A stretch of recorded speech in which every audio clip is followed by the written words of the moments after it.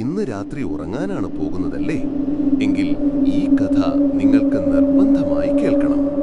ഒരു പഴയ കേരള ഗ്രാമത്തിൽ ഒരു 16കാരി ലക്ഷ്മി രാത്രികളിൽ ഉറങ്ങാതെ കണ്ണുകൾ നിറച്ച് ഇരിക്കാറുണ്ടായിരുന്നു.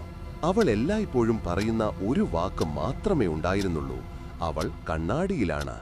അമ്മയും അച്ഛനും ആശങ്കയോടെ പെൺകുട്ടിയുടെ മാറ്റങ്ങൾ കാണുന്നുണ്ടായിരുന്നു. അവളുടെ കണ്ണുകളിൽ ഭയം, മുഖത്തിൽ സംശയം.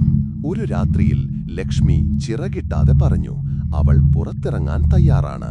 അപ്പോൾ മുറിയിൽ തണുത്ത കാറ്റു കടന്നു. കണ്ണാടിയിൽ നിന്ന് മറിച്ചു നോക്കുന്ന കണ്ണുകൾ, അവളെ പോലെയുള്ള മറ്റൊരു മുഖം.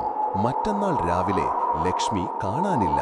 കിടപ്പുമുറിയിലെ കണ്ണാടിയുടെ മുന്നിൽ രക്തം കറങ്ങിയ കയ്യുപദവും കുറിപ്പുമുണ്ട്: ഇനി നീയാണ് വരുക. ഈ കഥ കേട്ടപ്പോൾ നിങ്ങൾക്ക് ഭയം തോന്നിയോ? നിങ്ങൾ ഈ വീഡിയോ ലൈക്ക് ചെയ്യാതെ സബ്സ്ക്രൈബ് ചെയ്യാതെ പോകുകയാണെങ്കിൽ അവൾ എത്തും.